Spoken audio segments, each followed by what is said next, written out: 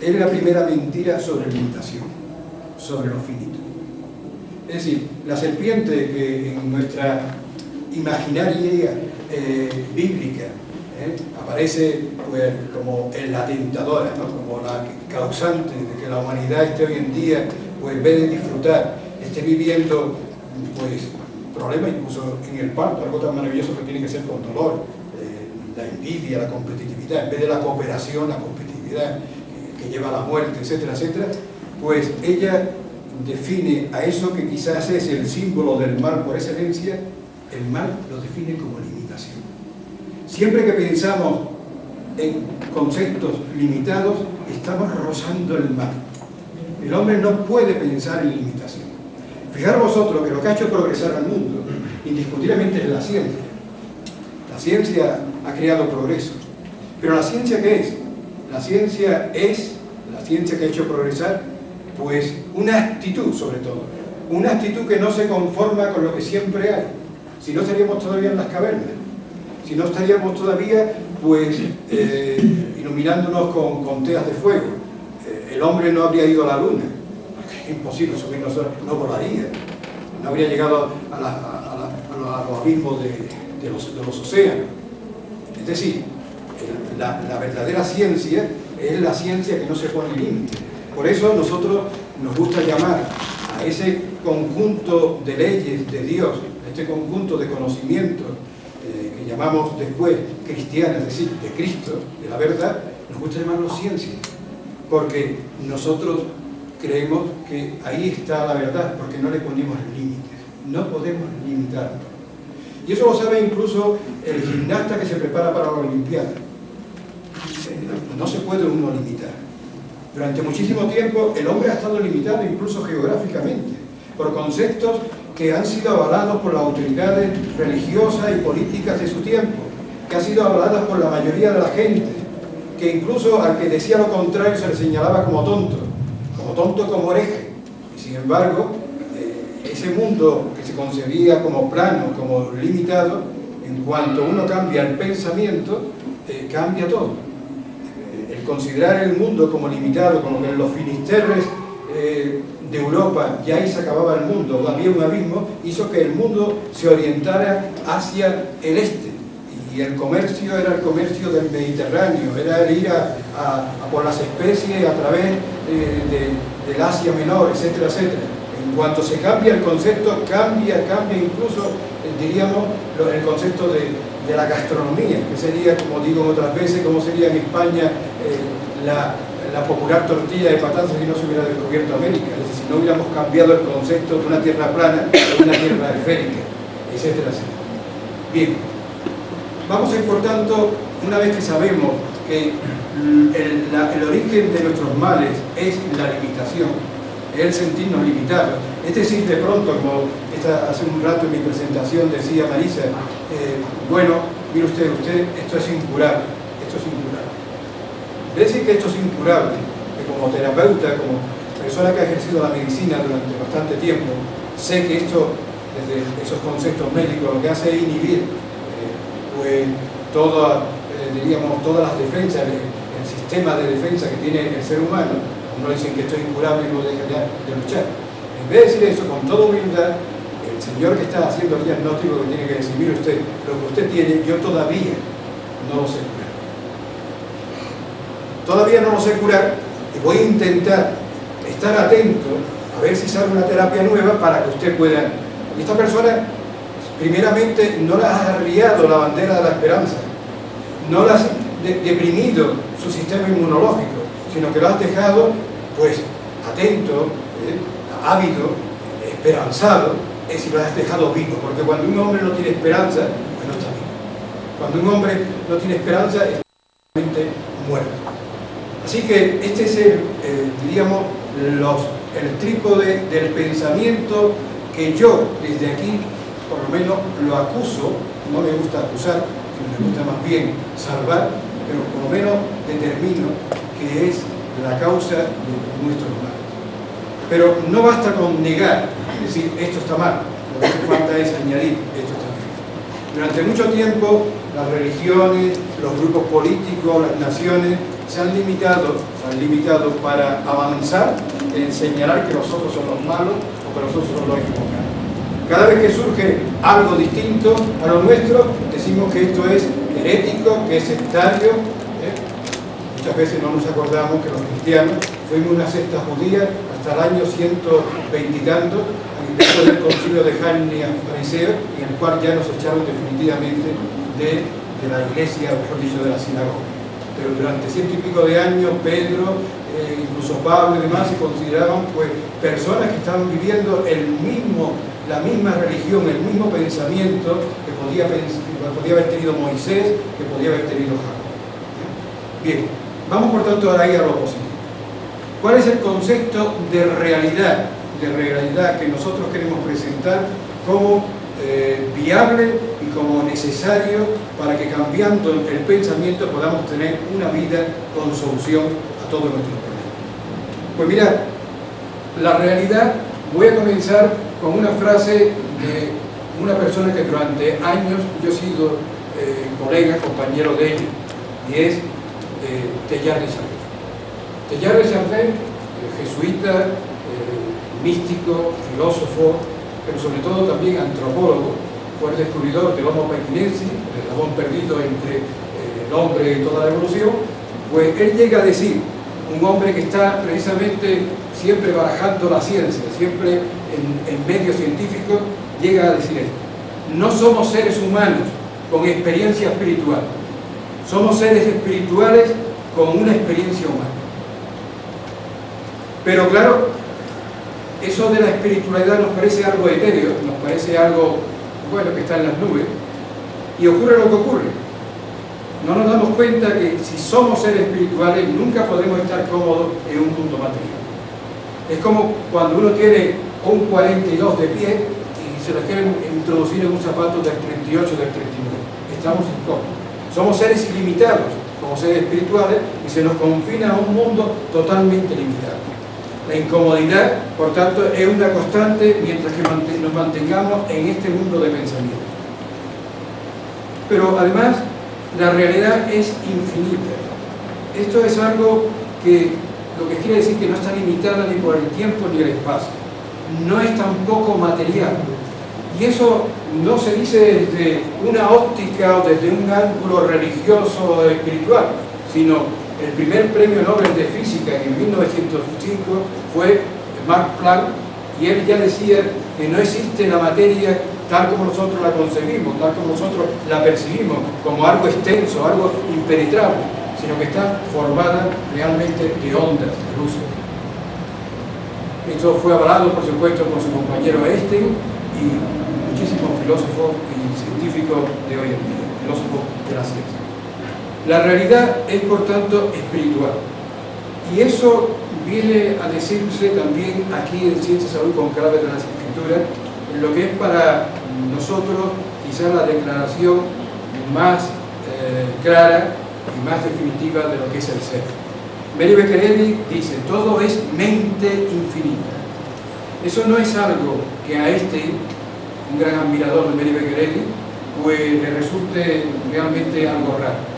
Él tiene muchos escritos en los cuales dice que lo único que hay es la mente. Pero no la mente chiquitita humana, sino esa gran mente, esa mente que ha organizado el mundo, esa mente que lo ha organizado bien, que lo ha puesto en armonía, no en caos, como hoy en día la mente pequeñita, limitada, lo estamos convirtiendo. Todo es mente infinita y su manifestación infinita, porque Dios es todo en todo. Continúa y acabo con la frase lapidaria de Mary Becquerel.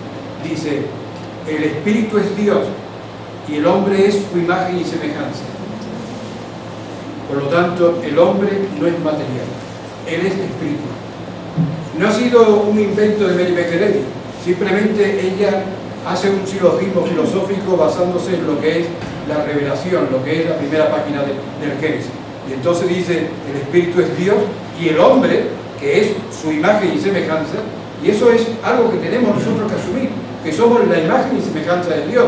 Claro, habrá que decir qué Dios estamos barajando, porque si es la imagen y semejanza de un Dios castigador, pues muchos hombres hoy en día se pueden identificar con ese Dios, porque siempre en su manera de tratar a los demás están con la violencia, con la condena, pero ese no es el hombre con el cual nos gustaría convivir. Por tanto, no es este el Dios que realmente quisiéramos tener. Y afortunadamente no es el Dios que realmente existe. Si el hombre es su imagen y semejanza, por lo tanto el hombre no es material, es espiritual. Y siguiendo la línea del pensamiento de Mary Baker Eddy, podríamos añadir también nuestro mundo, nuestra realidad es espiritual. Y esto es una buena noticia. Mira, hoy en día está muy, afortunadamente en boga, pues la gente lo aplaude, lo que es la solidaridad, lo que es el compartir. Pero claro, compartir en un mundo material crea bastantes problemas. Supongamos que yo ahora mismo tengo aquí un billete de 1.000 pesos, no sé si existe un billete de 1.000 pesos porque no conozco todavía vuestra moneda, pero supongamos que sí, ¿no? Y yo ahora mismo lo quisiera compartir con estas tres personas que están aquí. Bueno, pues el compartir me llevaría a que nos quedaríamos cada uno pues, con 250 pesos. Es decir, habría habido una división y por supuesto una resta en mi peculio, en mi patrimonio. Pero si yo ahora mismo en un mundo espiritual lo que comparto es una idea, por ejemplo, cómo aprovechar, nosotros vivimos en una zona donde tenemos muchísimo viento, cómo aprovechar ese viento con molinos y entonces pues acaparar energía renovable, etc. Yo les doy ahora mismo los datos de cómo se puede esto conseguir. Yo no pierdo la idea, la tengo enterita y ustedes se la llevan también en la medida que yo he sido capaz de explicárselo también completamente entero. Es decir, en el mundo material todas las operaciones matemáticas que podemos hacer, las simples por lo menos, son división y resta. En cambio en el mundo espiritual todo es suma y multiplicación. Bien, es una buena noticia. Parece ser que lo estamos encontrando, por tanto, en este momento de esta charla, en que existen como dos grupos de pensamiento. Un grupo de pensamiento que es limitado y otro grupo de pensamiento que es ilimitado. Esto queda de una manera bastante clara en una conversación que mantiene Jesús de Nazaret con uno de sus discípulos más señeros, ¿no? Más importantes. Pedro acaba de corregir un poco a Jesús, y Jesús se vuelve a él y seriamente le dice: apártate de mí, Satanás. La palabra Satanás todavía en muchísimas dimensiones populares, analfabéticas o incultas, personas que tienen una teología bastante simplista, pues creen que es un ser personal, diríamos la encarnación del mal. Bien, en un mundo como el que creemos, creado por Dios, donde todo lo vio bueno, no cabe, por supuesto, ese ser. La palabra Satanás es una palabra semítica, es una palabra de todo el Oriente Próximo, ¿no? Y lo que significa es padre de la mentira. Y padre de la mentira no es un ser personal tampoco, sino, si recordamos la primera guerra del Golfo, Saddam Hussein amenazaba con que iba a haber la madre de todas las... Es un giro que significa, es un superlativo, va a haber la gran batalla. Por tanto, volviendo al diálogo de Jesús con Pedro, le está diciendo: apártate de mí, gran mentira. O dicho en castizo, eres una mentira con patitas, es todo mentira lo que acabas de decir. Entonces, ¿por qué le llama a él gran mentira? Nos dice a continuación: porque piensas como los hombres y no piensas como Dios. ¿No tenemos que pensar entonces como los hombres? No tenemos que pensar como los hombres, porque los hombres estamos pensando con un pensamiento totalmente ajeno al pensamiento generado por la mente que ha creado este mundo bueno.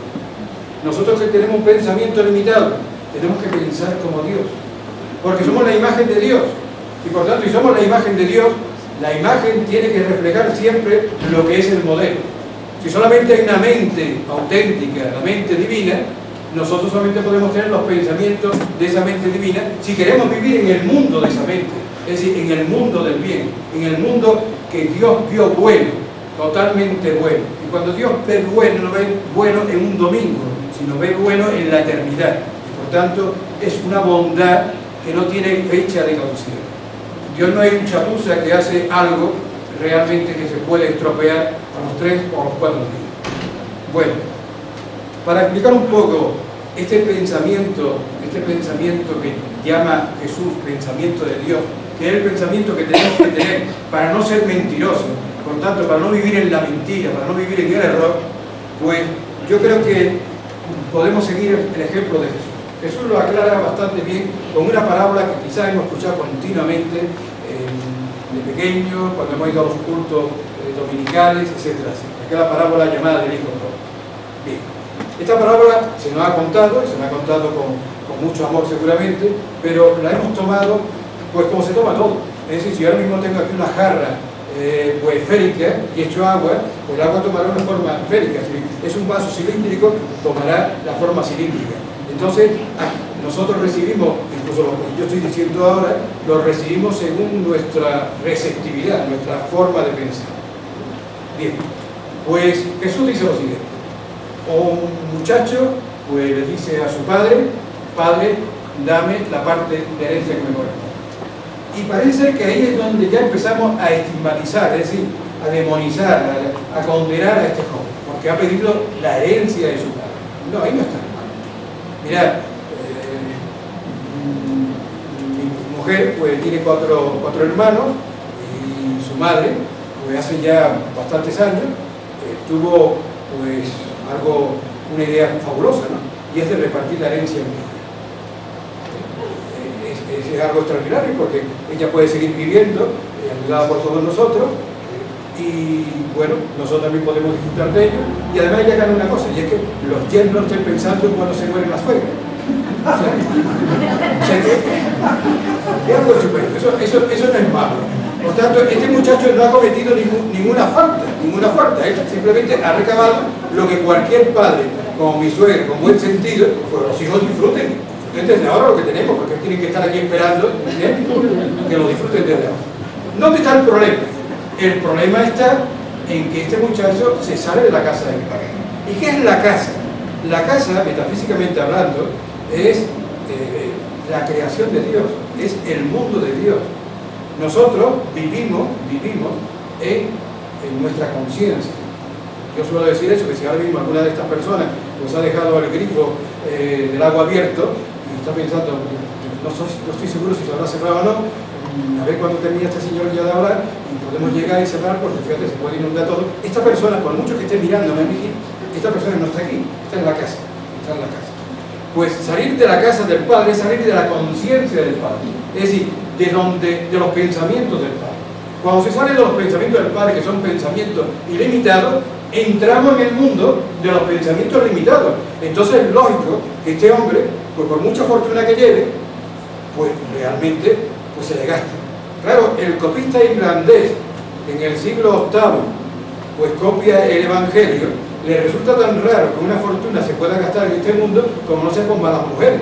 Digo yo, siempre tienen que ser malas, no pueden ser buenas. Pues entonces resulta que no es que todo se gasta. Todo se gasta. Este muchacho puede ser un muchacho muy honrado, puede ser un muchacho muy trabajador, pero la fortuna en este mundo limitado siempre tiene fecha de caducidad. Entonces llega un momento en que este joven, al cual ni Jesús está condenando, ni nosotros lo podemos condenar, no es el estilo de Jesús condenar, dijo: no condenéis, no seréis condenados, no juzguéis, no seréis juzgados. Pues este muchacho entra dentro de sí. Y cuando entra dentro de sí, entra dentro de su interior, donde está el reino de Dios. Y claro, la persona dice reino de Dios, y todo esto suena pues algo, no sé, del más allá. El reino es el gobierno. El gobierno. Sobre todo en el tiempo que todavía no se pensaba en monarquías constitucionales o parlamentarias, era el gobierno absoluto, ¿no? Es el gobierno de Dios, es decir, es el gobierno de los pensamientos de Dios. Este hombre entra dentro de sí y comienza ya en su mente no solamente a estar esos conceptos limitados que han hecho que su fortuna se desgaste, sino comienza a entrar otra luz, otro pensamiento, y entonces se vuelve hacia la casa del Padre. Claro, él todavía en el camino va elaborando un discurso que es totalmente un discurso confuso, un discurso muy cargado de pensamientos limitados. Él va diciendo: le diré, Padre, pecado contra el cielo y contra ti. Afortunadamente Dios no sabe de pecado, porque Dios no sabe de pecado. Dios no conoce el pecado. Y eso no lo digo yo de una manera así pues espontánea, optimista y positiva, sino esto está en la Biblia. Dios es muy limpio de ojos para ver el mal. Eso lo dice el profeta. Dios es muy limpio de ojos para ver el mal. Por eso cuando yo veo el mal, en ese momento no soy imagen de Dios. Estoy dentro del pensamiento limitado. Así que podemos darnos cuenta de lo lejos que muchas veces hemos estado del pensamiento de Dios. Cada vez que vemos el mal que sea, no un mal moral, un mal ético, sino el mal como enfermedad, el mal como miseria, el mal como carencia, etcétera, etcétera, no estoy dentro del pensamiento salvador. Él va diciendo: he pecado contra el cielo y contra ti, etcétera, etcétera. Y curiosamente no son estos pasos los que lo introducen en la conciencia del Padre. Es el Padre el que sale, cuando tú te has vuelto hacia Él, el que sale. Es decir, la comunicación viene del Padre. Dice Mary Becker en su libro: toda comunicación viene de Dios al hombre. El hombre es incapaz de comunicar. Solamente comunicamos de verdad cuando amamos. Como psicólogo he tenido que trabajar muchas veces pues para grupos, darle habilidades para poder hacer conciertos, hacer, encontrarse soluciones, etcétera, etcétera. Y realmente todas esas habilidades fracasan si no hay una actitud de amor interiormente. Hoy en día en el mundo fracasa porque no hay esa actitud de amor. El hombre quiere llegar siempre, incluso poniéndose humildemente, he pecado, con sentimientos de culpabilidad. Eso no sirve para entrar en la casa del Padre. Es la comunicación de Dios, que llega y de pronto te hace vivir dentro de esa casa. Y curiosamente, dentro de esa casa que hay, es la fiesta. La fiesta siempre es símbolo de alegría y de abundancia, nunca es de pena ni de limitación. Jesús dice que al entrar el joven, el Padre dice: hagamos una fiesta, hagamos una fiesta. Estas palabras son bastante extrañas para un mundo de hoy.